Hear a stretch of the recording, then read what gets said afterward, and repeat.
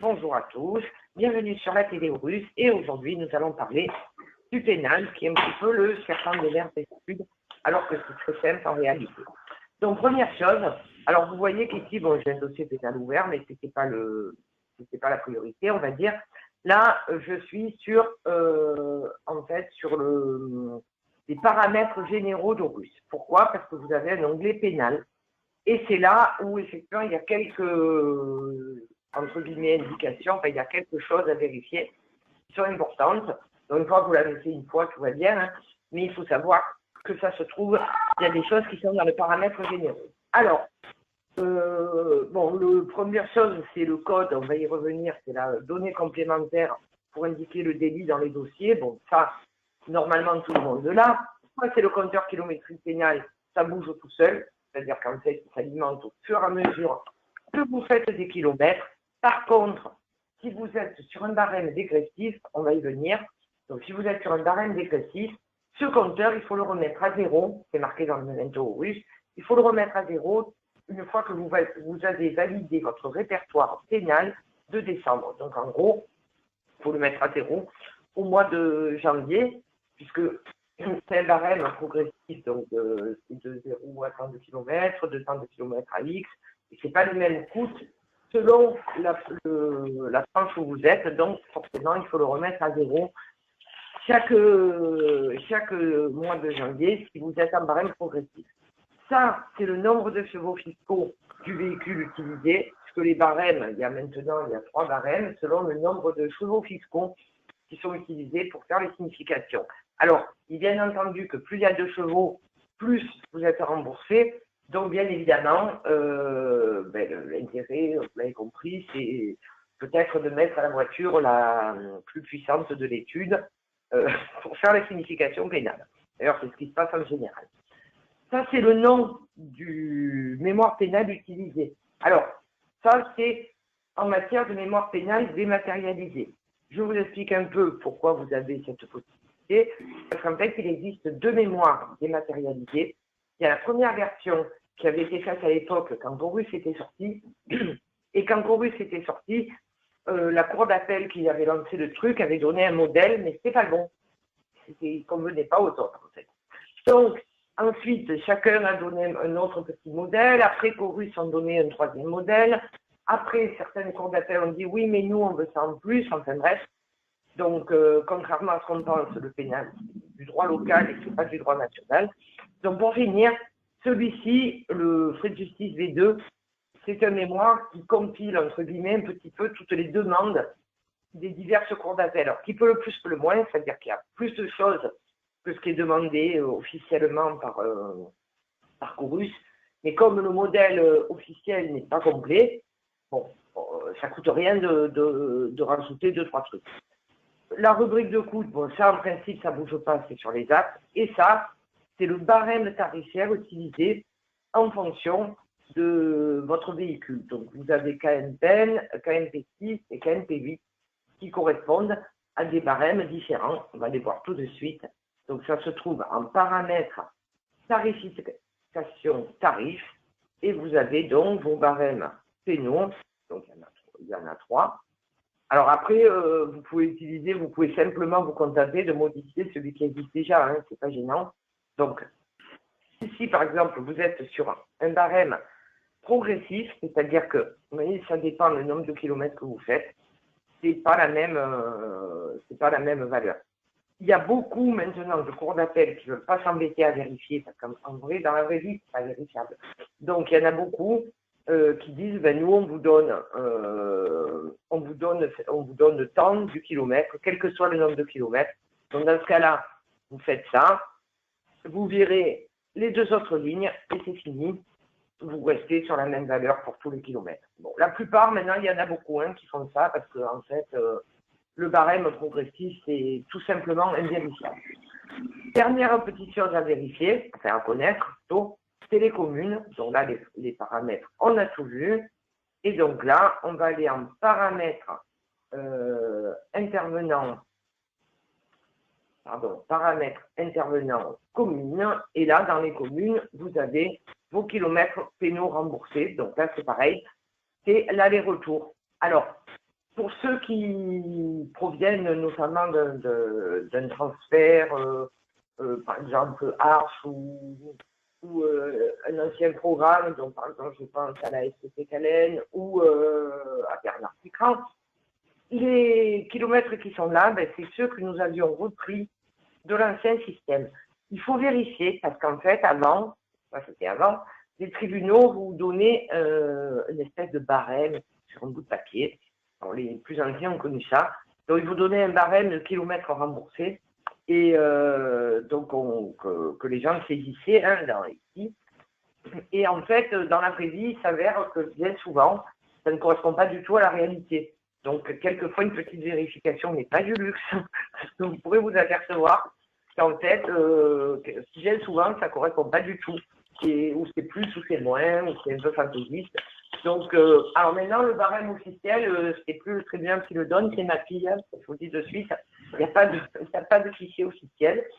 Donc, il faut juste vérifier avec ma fille, tout simplement. Et maintenant, en fait, les gens prennent la distance entre l'étude et le lieu et la commune, et non pas le barème que vous aviez à l'époque, qui était entre le tribunal et la commune, qui peut être vachement différent. Donc, maintenant, je vous conseille de jeter un petit coup d'œil ou de le compléter si ce n'est pas le cas, parce que vous risquez d'avoir des surprises au niveau de ce barème. Pour les offices en SMO, il n'y en a pas ici. Il y en a, pardon. Société multi-office. Bernard. Donc, vous avez un bouton de plus qui s'appelle kilomètres SMO. Et donc, c'est les kilomètres par office. C'est bien évident, que, par exemple, depuis, pour aller de Marseille à tel endroit, c'est pas la même distance que pour aller de Aix à tel endroit. Donc, c'est pas géré à ce niveau-là. Vous avez la même chose par office. Donc, il faut le remplir dans le barème SMO, dans le barème par office, et pas à ce niveau-là. Parce que sinon, ça ne correspond à rien, bien sûr. Donc, pareil, vous vous doutez bien qu'il n'y a pas de fichier officiel pour les kilométrages en SMO, déjà qu'il n'y en a pas pour les normaux, donc pour les SMO, il y en a encore moins. Donc, forcément, il n'y a pas 36 000 solutions, il faut se le vérifier à la mano.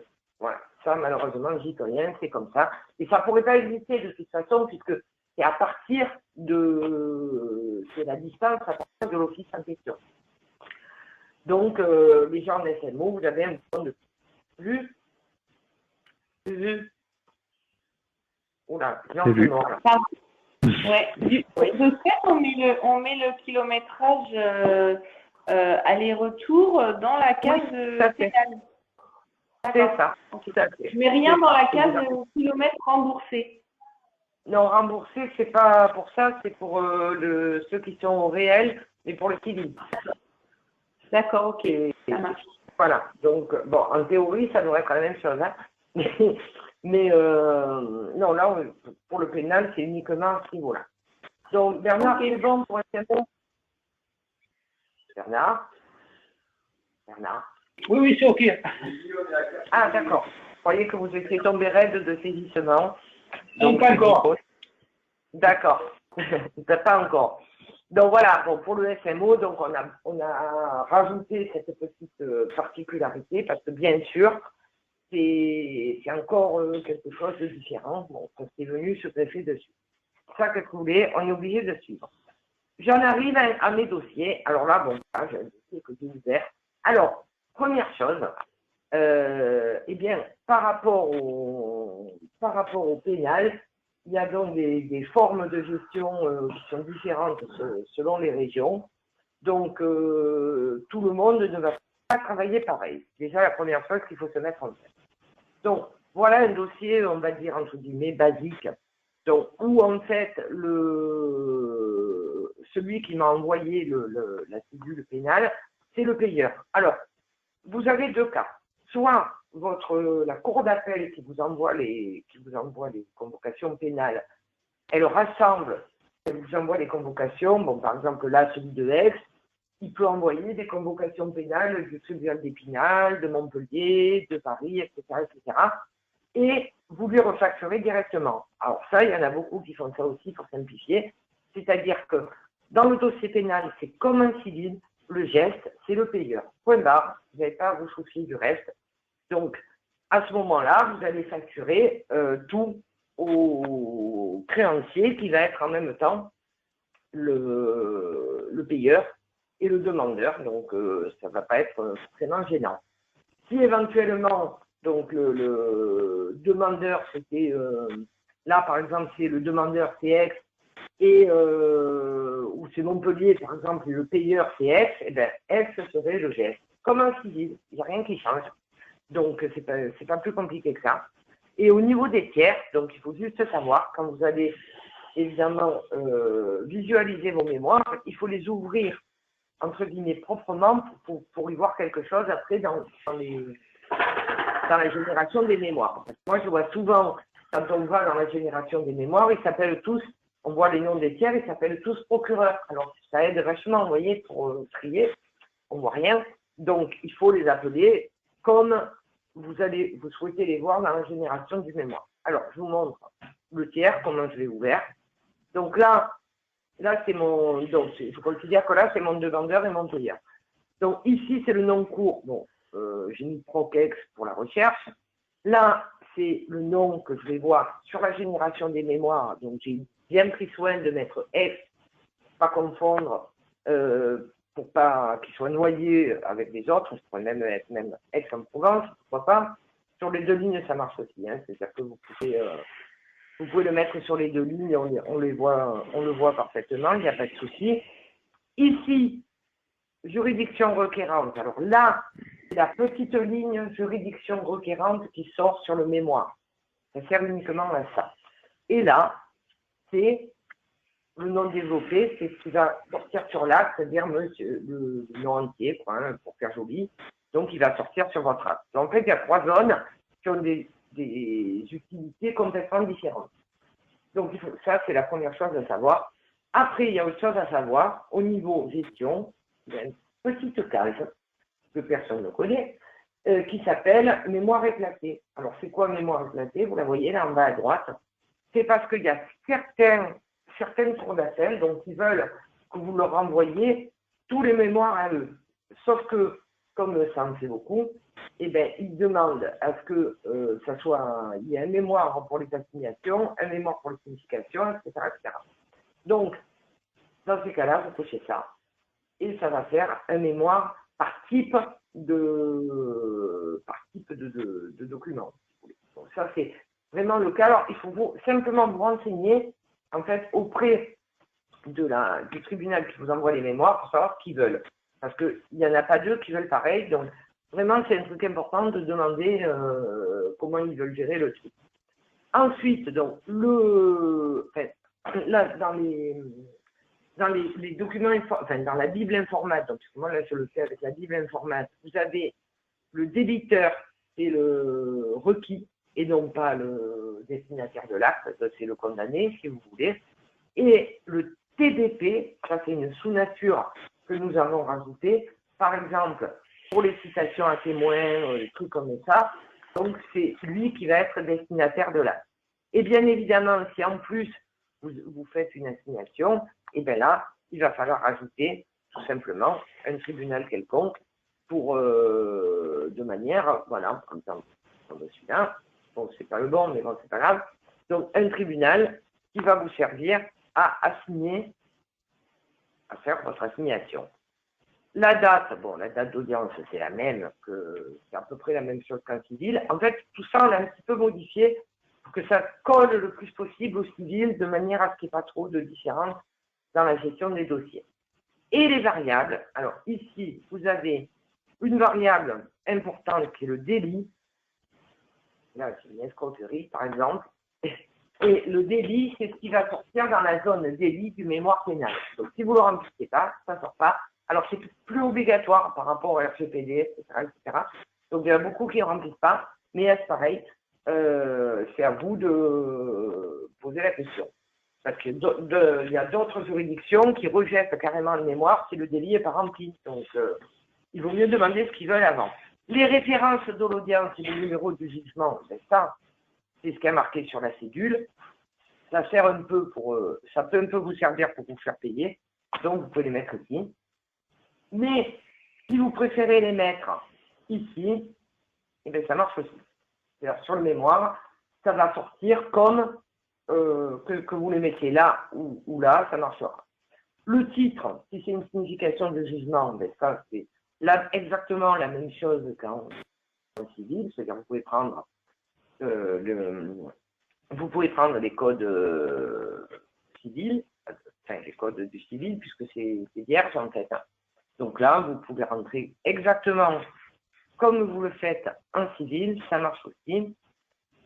C'est la même variable hein, dans l'exact format. Donc, hop.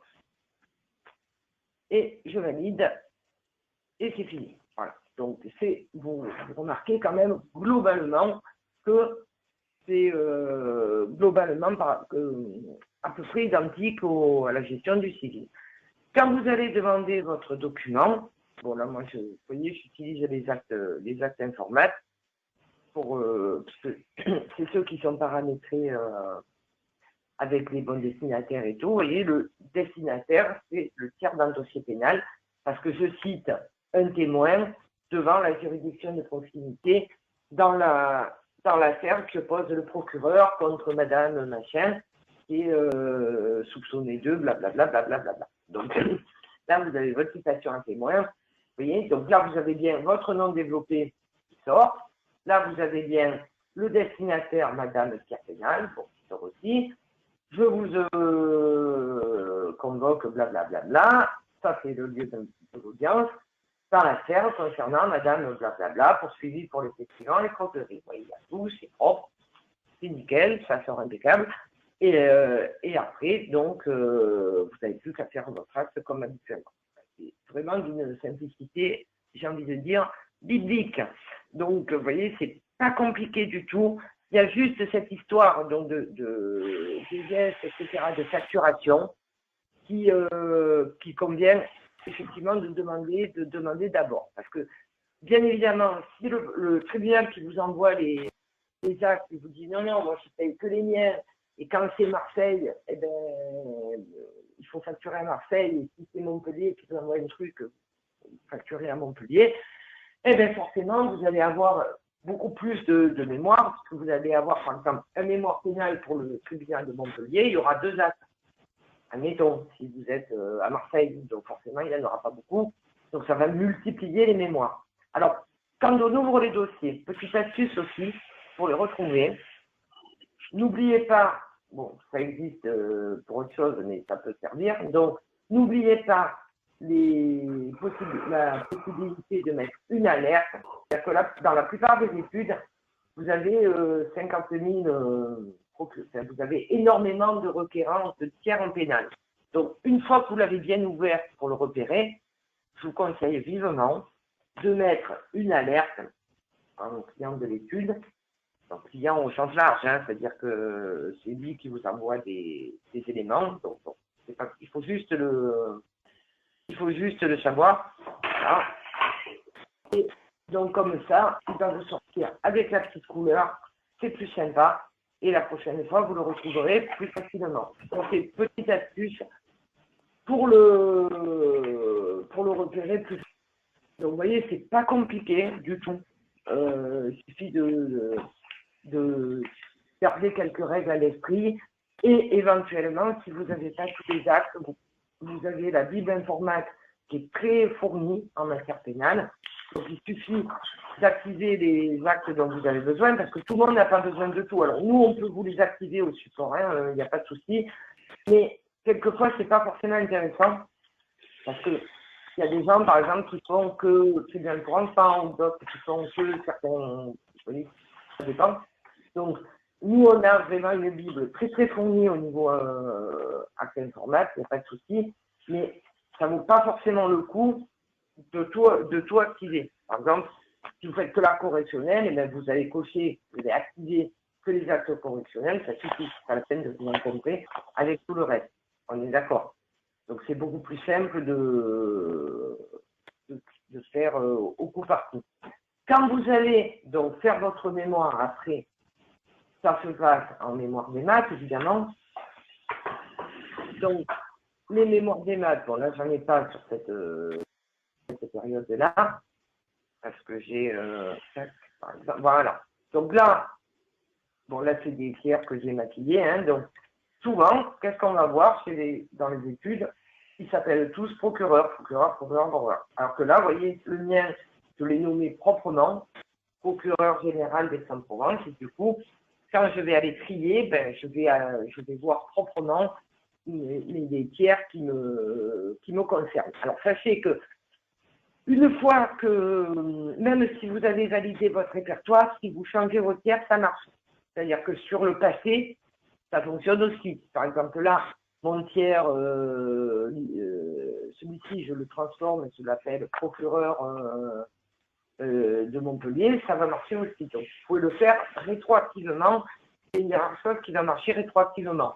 Par contre, au niveau du coût des actes, une fois que c'est passé au répertoire, évidemment, là, on peut plus une fois que le répertoire est validé, c'est comme un civil, il faudrait contrepasser pour pouvoir modifier le coût. Alors, je vous dis ça parce que nous avons eu souvent la question, parce qu'il y a des gens qui, en fait, ont des demandes par rapport à des modifications de kilométrage, sauf que le tribunal, il leur dit « Ah oui, mais bon, en 2019, finalement, on vous donnait 35 centimes au lieu de 34. » Ah, super. Sauf que c'était en 2019. Donc, votre répertoire, vos actes et tout, on est d'accord, c'est validé depuis longtemps. Donc, vous ne pouvez pas, malheureusement, vous ne pouvez pas revenir dessus, évidemment. Donc là, vous voyez,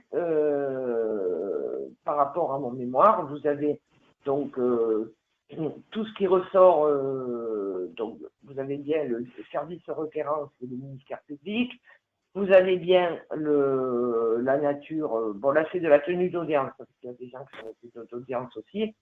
Donc ça c'est la tenue d'audience, comment ça marche, ça se fait dire en honoraire fixe en fait. Vous avez bien donc le nom du requis, la date d'audience, etc., etc. Et donc, après, il suffit de déposer votre mémoire auprès du tribunal concerné. Il n'y a rien de compliqué. Ce que je vous invite, c'est éventuellement à reprendre vos tiers de façon à les ouvrir clairement, parce que bien souvent, on a beaucoup de mal, enfin vous avez beaucoup de mal à vous y retrouver, parce qu'ils s'appellent tous procureurs, c'est compliqué. Donc, c'est très important de les renommer clairement, surtout ceux qui sont en SMO, parce qu'effectivement, si vous êtes en SMO sur 4 villes et qui s'appellent tous procureurs, ben, pour savoir lequel est acquis, c'est un peu compliqué. N'est-ce pas, Bernard? Bernard? Je n'entends plus. Bernard? Oui, c'est bon, je m'entends. Oui, Allô? vous voyez ce que je veux dire? Oui, vous m'entendez? Oui. On vous écoute, il y a beaucoup d'attention. Oui. Donc, vous voyez, si vous êtes sur 4 ou 5 villes et que tous les 4 ou 5 offices, pardon, et que tous les procureurs, ils s'appellent monsieur le procureur, pour savoir à qui est le procureur, c'est un chouïa compliqué. Donc, tout l'intérêt de le renommer. Ça, comme je vous ai dit, c'est rétroactif. Hein, si vous le faites dans vos dossiers, ça va marcher tout de suite. Mais c'est vachement important, plus pour les SMO presque que pour les autres, parce que sinon, ils ne s'y retrouvent plus. C'est évident. Donc, c'est quelque chose vraiment à garder à l'esprit, parce que quand vous voulez contrôler, sinon, c'est absolument incontrôlable. Donc ça marche rétroactivement, il n'y a pas de souci. Et si je prends mon tiers à 1633, je le modifie, ça va marcher. Est-ce que vous avez des questions, messieurs, dames? Oui, pour le mémoire, tant que c'est contrôle, on peut toujours le rééditer si on a des modifications à faire. C'est pas bloquant. Oui, si tu n'as pas validé ton répertoire. Alors, ça aussi, merci d'avoir posé la question. Le problème du pénal, c'est que souvent, malheureusement, on le fait quand on a le temps. Et comme on le fait quand on a le temps, évidemment, qu'est-ce qu'on fait? On le fait quand on a beaucoup, donc on le fait avec beaucoup de retard. Donc, on va s'apercevoir des erreurs, malheureusement, quand ça sera trop tard, c'est-à-dire quand le répertoire sera validé. Donc, tout ne sera pas rattrapable. Et voilà. Donc ça, effectivement, oui, on peut, mais si c'est un mémoire provisoire, mais de l'an dernier, c'est pas la peine. Enfin, il y aura des tas de choses que vous pourrez plus modifier. Par contre, si là, par exemple, bon, je fais mon procureur comme ça, donc ça, je peux le changer. Dans mes dossiers, si j'ai pas mis les références, je peux les remettre. Ça marche aussi. Vous savez, si j'ai pas mis la variable délit, je peux la mettre. Ça va aussi le prendre. Mais par contre, au niveau du coût des documents, comme ils sont passés dans les dossiers, ça va pas le prendre, forcément. Donc, vous pouvez quand même un peu intervenir, un peu toucher, mais ça dépend sur quoi. Mais c'est logique, hein, c'est exactement la même chose qu'en civil, en fait. Hein. C'est pareil. Donc, on n'a plus qu'à mettre sous tableur Excel si on doit modifier, parce qu'au niveau de Chorus, ça bloque et qu'on nous rejette le mémoire. Ça dépend qu'est-ce que vous modifiez. Encore une fois, non, mais si c'est au niveau des kilomètres et tout ça, effectivement, on a parfois des greffiers un peu obtus et pour quelques centimes ou des lettres recommandées dont le coût a changé, on rejette le mémoire. Donc, avec Chorus, on peut pas ressortir un nouveau mémoire, on n'a plus qu'à tout prendre à la main sur Excel. Et oui, parce que si c'est pareil, c'est le coût de la lettre. C'est comme un civil, hein, il est stocké dans le dossier, c'est exactement pareil.